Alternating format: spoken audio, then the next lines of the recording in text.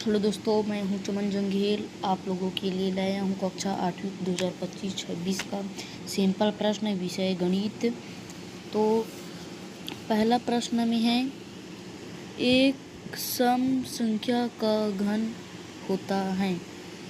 Number में है अभाज्य संख्या, ब सम संख्या, स विषम संख्या, द ऋणात्मक संख्या।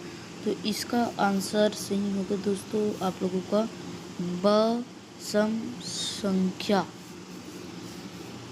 अगला प्रश्न है, दो समांतर रेखाओं की बीच की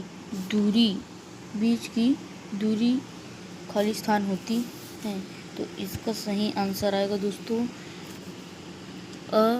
असमान, मतलब समान, असमान।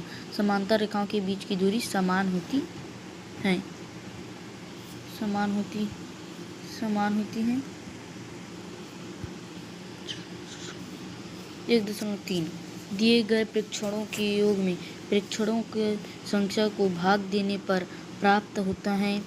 तो दिए गए प्रेक्षणों के योग में प्रेक्षणों की संख्या को भाग देने पर समांतर माध्य प्राप्त होता है। अगला प्रश्न है, वह चतुर्भुज जिसके सभी कोण व सभी भुजाएं बराबर हो वह क्या कहलाते हैं। तो वह कहलाते हैं दोस्तों सवर्ग।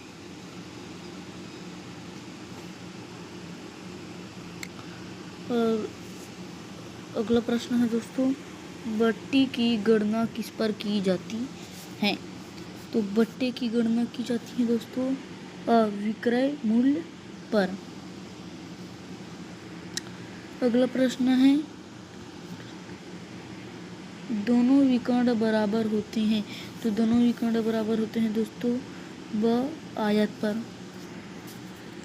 7वां नंबर, बेलन के आधार का आकार होता है। तो बेलन के आकार का आधार होता है, मतलब आधार का आकार होता है, यहाँ पर आएगा अवृत्ताकार। 8वां प्रश्न है, घन का आयतन होता है। तो यहाँ पर घन का आयतन होता है एक घात में नहीं, 1/3 आएगा दोस्तों ब नंबर आंसर। उसके बाद अगला प्रश्न है, -5/7 का योज्य प्रतिलोम है। तो -5/7 का योज्य प्रतिलोम होगा दोस्तों 7/5। अगला प्रश्न है, 10 दिए गए निर्देशांकों में किसमें ऋणात्मक है। तो इसमें आएगा द का स नंबर असली आंसर -3 और 4। रिक्त स्थानों की पूर्ति कीजिए। 11वां प्रश्न, x + 2 = 10 हो तो x का मान होगा। तो यहाँ पर x का मान होगा दोस्तों 8। यहाँ पर x का मान होगा दोस्तों 8 होगा दोस्तों यहाँ पर x का मान। और यहाँ पर दिए हैं टिक लगाने का, तो ये वाला 8 सही आंसर होगा। अब उसके बाद है, किसी वस्तु की बिक्री पर लगने वाला कर क्या कहलाता है। तो यह आएगा दोस्तों बिक्री कर, राइट आंसर। अगला प्रश्न है, वृत्त की परिधि क्या होती है। तो वृत्त की परिधि होती है दोस्तों 2πr। यहाँ पर 2πr आपका सही आंसर है।